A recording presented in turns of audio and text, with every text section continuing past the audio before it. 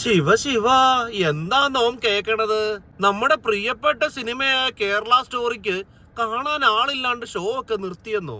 ആകെ ആ കോഴിക്കോട്ടുള്ള ഏതോ രണ്ട് പൊട്ടന്മാരല്ലാണ്ട് വേറെ ആരും ടിക്കറ്റ് ഒന്നും ബുക്ക് ചെയ്തില്ല എന്ന്.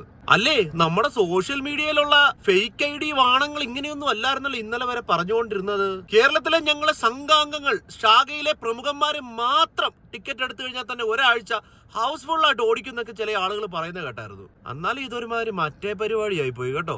ശരിയായ ജീവിതത്തില് തലയ്ക്കകത്ത് ചാണകത്തിന് പകരം തലച്ചോറുള്ള ആളുകളാണോ സംഘികള്? നിങ്ങൾ പറയാം, എന്തുകൊണ്ടായിരിക്കും സംഘികൾ പോലും കേരള സ്റ്റോറി കാണാൻ പോകാഞ്ഞത്? കേരള സ്റ്റോറിയുടെ ഒന്നാം ഭാഗം കണ്ടിറങ്ങിയ ആ ചേച്ചിയുടെ കരച്ചിൽ ഇപ്പോഴും മനസ്സിൽ നിന്ന് മാറുന്നില്ല. ആ ചേച്ചിയുടെ വിഷമം കണ്ടിട്ട് ഞാൻ 2 ദിവസമാണ് ചോറ് പോലും കഴിക്കാതിരുന്നത്. ഞാൻ ഇന്നലെ ഒരു കാര്യം പറയണമെന്ന് ആഗ്രഹിച്ചിരുന്നതാണ്. ഞാൻ ഒരുപാട് സിനിമയൊക്കെ കാണുന്ന ആളാണ്. കോട്ടയം ജില്ലയിൽ നിന്നിട്ടാണ് ഞാൻ ഏറെക്കുറെ സിനിമകളെല്ലാം തന്നെ കാണാറുള്ളത്.